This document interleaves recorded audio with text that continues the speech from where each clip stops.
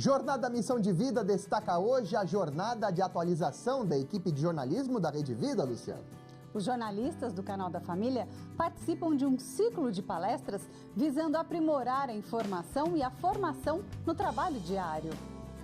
Especialistas no comportamento humano e científico convivem com os profissionais da comunicação da Rede Vida, cuja missão é garimpar e valorizar as boas notícias. O diretor-geral da Rede Vida, Monteiro Neto, dá as boas-vindas aos jornalistas e aos palestrantes. João Monteiro de Barros Neto destaca na palestra que a missão do Canal da Família é ser boa notícia sem distinção de raças, culturas ou religião. O jornalista lembra o ideal do fundador da emissora, Monteiro Filho, que sempre faz questão de definir a Rede Vida não como canal católico, mas de toda a família. Quando o senhor João Monteiro fundou a Rede Vida, ele conversou com todos os cardeais, com todos os bispos, foi nas congregações religiosas, falou com todas as lideranças que já atuavam na área da comunicação cristã e tudo mais. E nós estávamos vivendo nos anos 80, né? Quando começou todo o processo. E a Rede Vida entrou no ar nos anos 90. Era um contexto de sociedade, era um contexto de mundo, era um contexto de civilização. Mas o Monteiro, ele falava uma coisa muito interessante. Não é? Rede Vida, TV Católica do Brasil. Rede Vida, a TV dos carismáticos. Rede Vida, a TV dos cursilistas. Rede Vida, a TV da diocese e tal. Da congregação tal. Não. O Monteiro falava, Rede Vida, o canal da família. A Rede Vida convida o Rabino Michel para destacar o valor do respeito ao próximo. O representante da congregação israelita paulista é sucessor no cargo do saudoso Rabino Henry Sobel. O Rabino Michel valoriza a diversidade como riqueza da humanidade. O Rabino Michel é recebido pelo conselheiro da Rede Vida e diretor de jornalismo Luiz Antônio Monteiro. Um vídeo com a equipe de comunicadores do Canal da Família é exibido antes da palestra. O Rabino agradece a oportunidade da partilha com toda a equipe e destaca que a valorização do outro é a chave para uma sociedade que fomenta uma cultura de paz. Você pode conviver com um mundo em que a sua verdade funciona muito bem para você, mas você respeita a verdade do outro da mesma forma que você respeita a sua verdade, mesmo que ela não seja a sua verdade. Esse é um desafio muito difícil, um desafio de pluralismo muito difícil, porque às vezes eu tenho uma convicção tão grande daquilo que eu penso, daquilo que eu acredito, que eu quero convencer o mundo inteiro a acreditar na mesma coisa que eu acredito.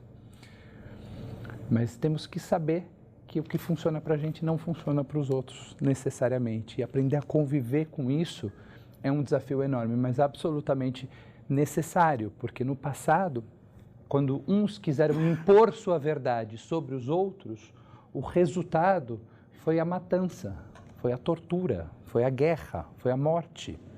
Quando o poderoso queria impor a sua verdade, queria impor sua fé, queria impor sua religião, queria impor sua lei, queria impor sobre o menor, sobre o fraco, sobre o oprimido, o resultado disso foi nefasto, foi terrível. A humanidade precisa ir, na minha opinião, para outro lugar, que é o lugar do convívio com as diferenças, do convívio com a diversidade. Deus está na diferença. Mais do que isso, eu acho que justamente Deus se encontra no debate, no dissenso, na diferença. Quando a gente tem a capacidade de discordar, sem perder o respeito humano que temos um pelo outro, lá se encontra Deus. Deus está justamente na capacidade de discordar, na capacidade de debater, na capacidade do dissenso, do contraditório. É lá que Deus se encontra, ao meu ver. Porque não há nada mais bonito do que você pensar diferente do outro e continuar convivendo com o outro apesar dessa diferença. Imagina o que seria de nós se a gente só pudesse conviver com gente que pensa igual a gente.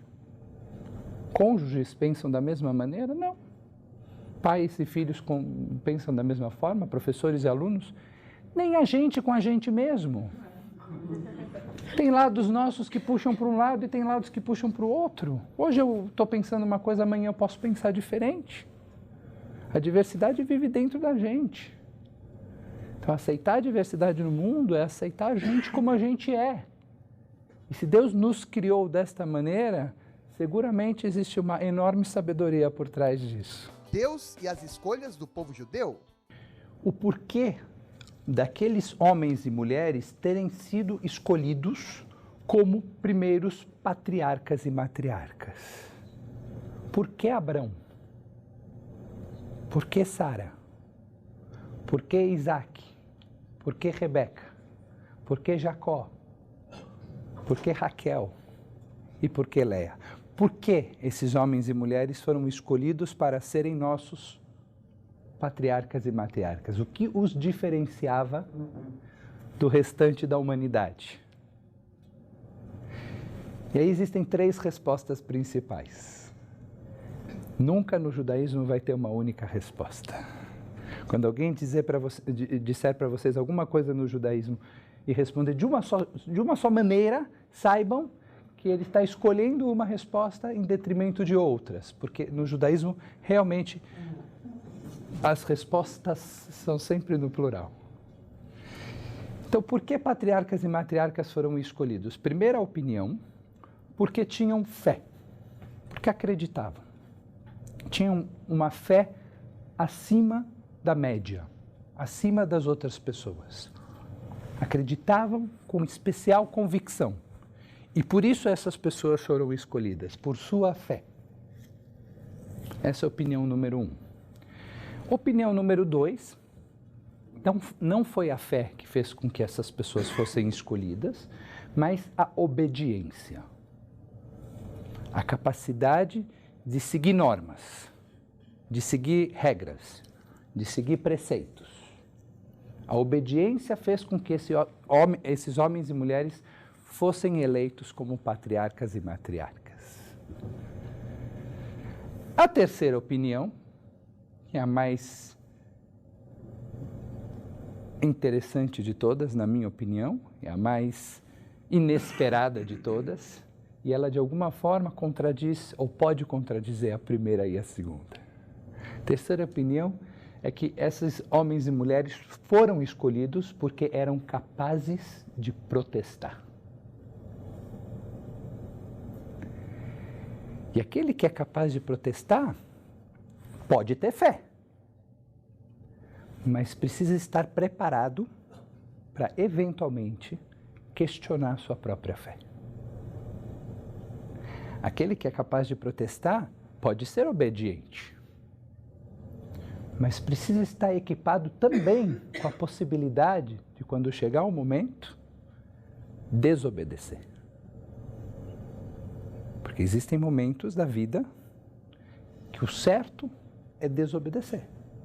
Quando a norma, quando a regra, quando o poder te exige algo que a tua consciência diz que é errado, o certo é desobedecer. E exemplos bíblicos não faltam. As parteiras egípcias deveriam ter matado todos os meninos hebreus e jogado eles no Nilo. Mas 2 parteiras desobedeceram. E por isso nasceu Moisés, que libertou o povo do Egito. Deus permite o questionamento.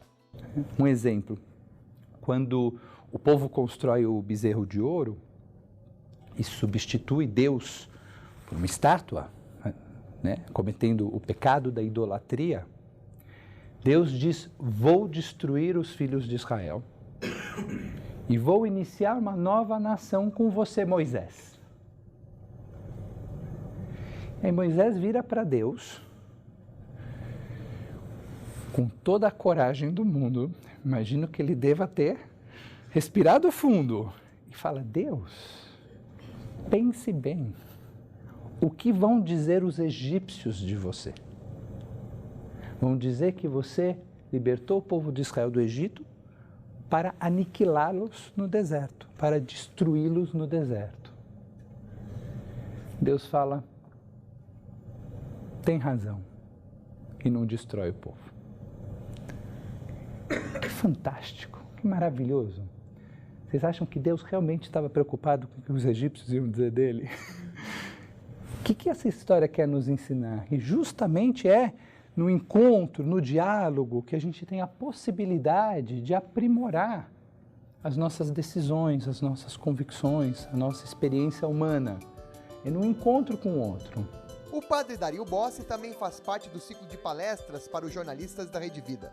O sacerdote comboniano nasceu na região de Milão, na Itália, mas adotou o Brasil como missão. Padre Bossi mora há mais de 10 anos no Maranhão, em região amazônica, e conta detalhes do sínodo sobre a Amazônia, que participou em outubro. Na verdade, a minha Amazônia foi esta, porque eu vivia na região amazônica mais atingida pelos grandes projetos de mineração.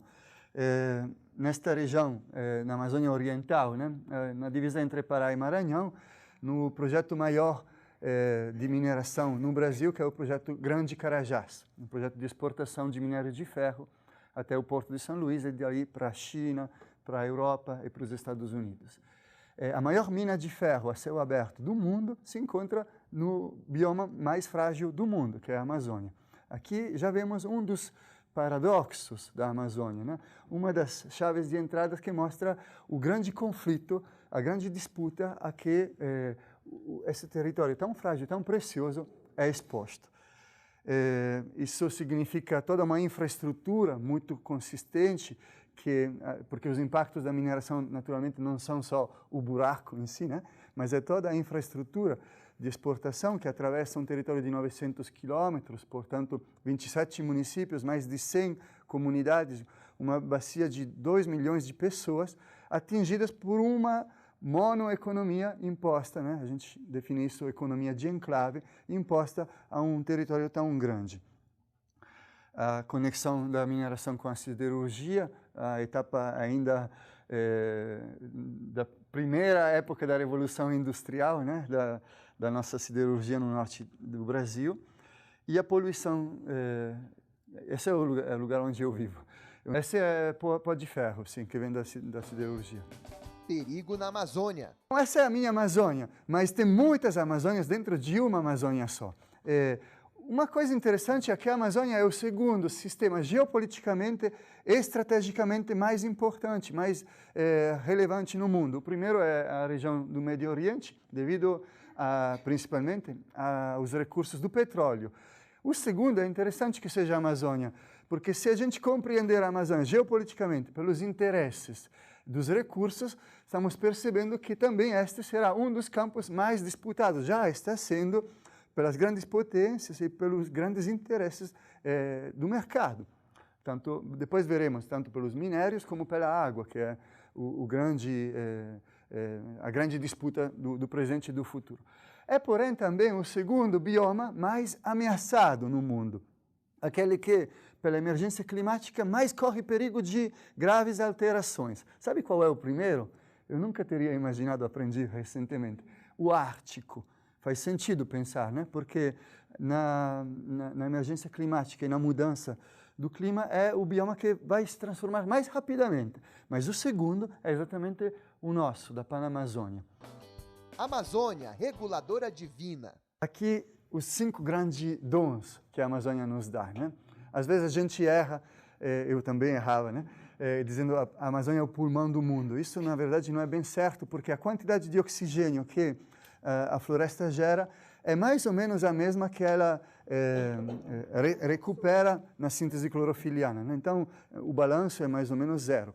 Mas, por exemplo, primeiro, ela é uma grande prisão, é como uma grande gaiola que retém o CO2, né? Que é o grandíssimo problema de hoje. Pois é, a Amazônia é uma grande aliada nossa em capturar, né? Ela está retendo. Se esse CO2 se emanar, vai só crescer o aquecimento global. Vocês entendem por que, por exemplo, os incêndios são duplamente perigosos? Porque o incêndio, óbvio, ele emite, quando tu queima, emite CO2, né? Então vai aumentando a quantidade. Mas também, ao queimar a Amazônia, você está comprometendo a prisão de CO2 por décadas futuras, né? Então, a gente está comprometendo também o maior aliado que temos em reduzir o aquecimento global, né? Essa é uma grande dádiva que ela nos oferece. Além disso, naturalmente, ela é uma grande reguladora de controle climático, como disse antes, tem uma enorme biodiversidade e depois veremos uma grande sociodiversidade. E esse tema que cada vez mais está vindo à tona, né, dos rios aéreos, né? Vocês viram aquelas cenas apocalípticas de São Paulo obscurecidas, né, com as nuvens de cinza vindo da Amazônia. Que isso, além de ser extremamente preocupante, foi concretizar para nós um dado que os cientistas há tempo nos dizem, que são essas correntezas aéreas da atmosfera que trazem as precipitações da Amazônia até todo o centro e o sul do continente. Portanto, a mesma quantidade de água, que é uma quantidade inimaginável, eu não consigo imaginar 17 milhões de toneladas por dia de água, né, que o rio Amazonas despeja no oceano.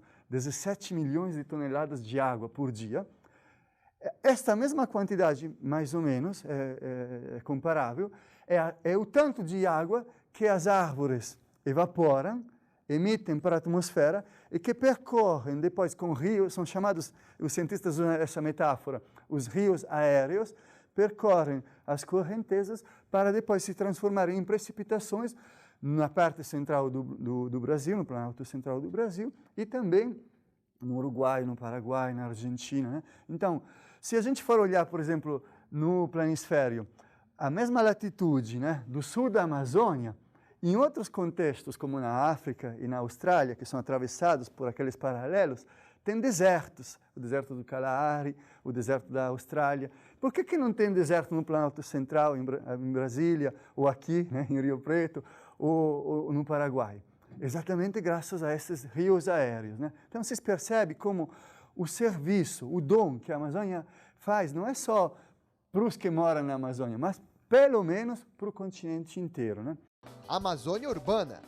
E o grande desafio dos aglomerados urbanos, né?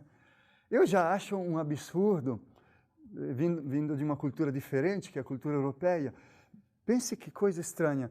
O Brasil, com o tamanho de país que temos, né, 80% das pessoas do Brasil moram em cidades, né? É um pouco estranho, não é paradoxal isso? Como é que será que, tendo territórios tão grandes, estamos todos concentrados em cidade? A cidade é atrativa, tem as suas riquezas grandes, né? Mas a cidade também, sobretudo as macrocidades, né, as megalópolis, está se tornando cada vez mais contexto de conflito, de insustentabilidade. E tem atrás disso uma projetualidade, que é a atração da cidade, em termos de oportunidade, força de trabalho, inclusive barata, né, para a construção e a manutenção, mas também a expulsão do campo, né? O tamanho tão grande das nossas cidades confirma o fato que o nosso campo, o nosso interior, está ficando cada vez mais desabitado, cada vez menos em condições de oferecer qualidade de saúde, de educação, de perspectivas de trabalho, e provavelmente isso em resposta a um projeto, que é um projeto de mercado, é um projeto político, né, que quer fazer do campo cada vez mais o centro de uma monoprodução, por exemplo, do agronegócio. Na Amazônia é diferente. A cidade se torna um único lugar onde tu consegue investir em você mesmo. Mas a perspectiva é a mesma. Por que está se investindo tão pouco, então, nas populações que indicava antes, né? Há também aqui um projeto bastante claro de redução de oportunidades para determinadas fatias da população amazônica e de consolidação de um modelo que, neste espaço amazônico, é cada vez mais difícil de se manter, né? Convivência no Sínodo. Tinha a língua que a igreja considera transversal, né? Porém, eu digo, a liturgia em si foi muito clássica, né? Aí eu fiquei preocupado, porque disse, como é que esses povos que vêm de uma outra cultura vão conseguir por 3 semanas se insertar na nossa, né? Mas o dia seguinte, que foi segunda, o sínodo tinha que se abrir com uma procissão, que devia sair do túmulo de São Pedro, né? Aqui é o centro da igreja, o altar é bem aqui atrás, né? Até a sala sinodal. E aconteceu um milagre, porque o que acontece? De manhã cedo, as pessoas da tenda da Amazônia Casa Comum, que tinham que animar essa procissão, chegaram em São Pedro, né, com os símbolos da Amazônia, tinha uma canoa, tinha frutas, tinha uma rede de pesca, um remo, né, assim, símbolo. E os guardas não sabiam bem, né, disseram, bom, deixa aqui por enquanto. Aí deixaram lá no meio, né. E a coisa foi quase que naturalmente se engrossando, as pessoas foram chegando e tal. Então tinha indígenas, mulheres, agentes de pastoral, padres da Amazônia, depois chegou um cardeal e um bispo, e depois o Papa, e nos encontramos quase que naturalmente, em círculo, no coração da igreja, com no meio esses símbolos, e foi algo assim, para dizer, essa é a nossa vida do dia a dia. Não separa, né, as funções, os organogramas típicos, né? Nossa vida no dia a dia é como diz na Episcopalis Communio, é como a vida do bispo, que ao mesmo tempo tem que estar em algum momento à frente do povo para apontar o caminho, mas em outros momentos tem que estar no meio do povo para pegar o cheiro das ovelhas. Em outros momentos ainda tem que estar atrás do povo para que o povo também indique por onde caminhar, porque às vezes é o povo que sabe mais, né? E o bispo tem que saber escutar. Padre Dario Bossi informa que o Papa Francisco irá convocar outras reuniões para escutar cada vez mais os povos da Amazônia. Dom Ricardo Reppers palestrou para os jornalistas da Rede Vida. Dom Ricardo é referencial da Comissão de Vida e Família da CNBB. Dom Ricardo começou com bom humor, citando onde fica a sua diocese, Rio Grande, no estado do Rio Grande do Sul. Na verdade, eu estou na gordurinha da picanha. Dom Ricardo Reppers destacou na exposição aos jornalistas do Canal da Família que comunicação é humanização. Transparência, o mundo está precisando de transparência. Então, vocês imaginem um vidro onde você consegue ver tranquilamente o que está por dentro e quem está dentro consegue ver plenamente o que está por fora. A sociedade do espetáculo, às vezes, nos joga com máscaras e maneiras de ser que não somos, que nos tira a identidade, que nos faz ser aquilo que eles querem que sejamos. E nós precisamos recuperar essa humanização, comunicar quem realmente somos. Essa tradição de 2000 anos, essa revelação de Cristo, é exatamente a espiritualidade que nós temos a oferecer para as pessoas hoje, para o mundo hoje. Quanto mais transparentes nós formos, isto é, quanto mais você for o que você é, com seus talentos, dons e seus erros e limites, mais reflexo de Cristo você será. A hipocrisia. Uma coisa que Cristo não suportava era a hipocrisia. Podem ver, pega ali o Evangelho, né? Sepulcros caiados, dizia, uma coisa por fora e outra coisa por dentro. Então, a transparência é um pouco o caminho da espiritualidade que a gente tem que traçar e que não é fácil ser transparente. Nós, às vezes, assumimos papéis na sociedade. Apresentamos pelo que temos, não pelo que somos, né? O ciclo de palestras de atualização aos jornalistas da Rede Vida ainda contou com a presença do jornalista de Brasília, José Maria Trindade, destacando a política como bem comum. Quando a gente diz política, a gente fala de uma maneira dos políticos que estão em Brasília. Primeiro, eu queria desmistificar, Brasília não tem políticos, Brasília não fabrica políticos, não tem uma fábrica de políticos. Existem deputados de Brasília, são 8 em 513 deputados e 3 senadores. Cada estado tem 3 senadores. O professor Alexandre Neves destacou os avanços de conceito de ciência ao longo da história. Ciência se baseia fundamentalmente naquilo que você pode quantificar, naquilo que você pode medir. Se eu meço, eu posso falar algo científico a respeito. Então, o que a ciência faz é uma descrição quantitativa da realidade objetiva.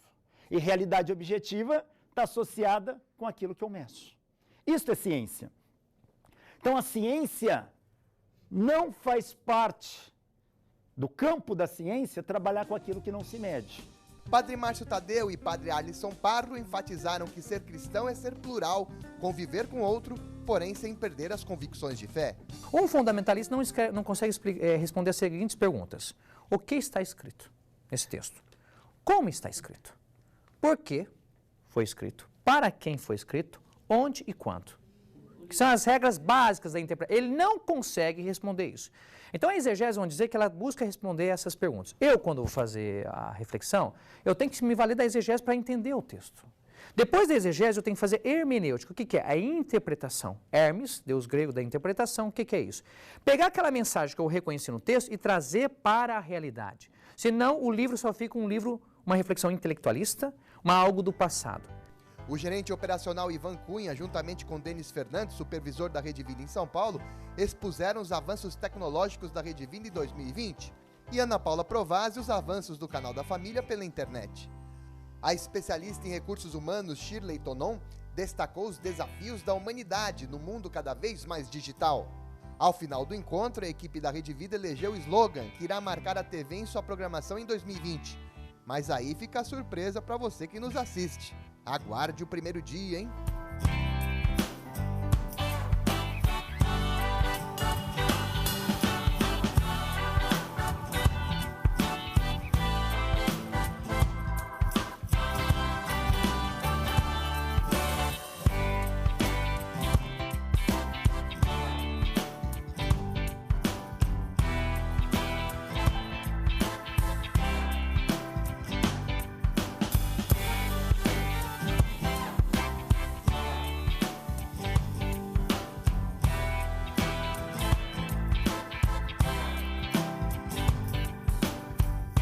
Que 2020 venha com muitas bênçãos, sempre com foco na boa notícia. Rede Vida, multiplique gestos de amor.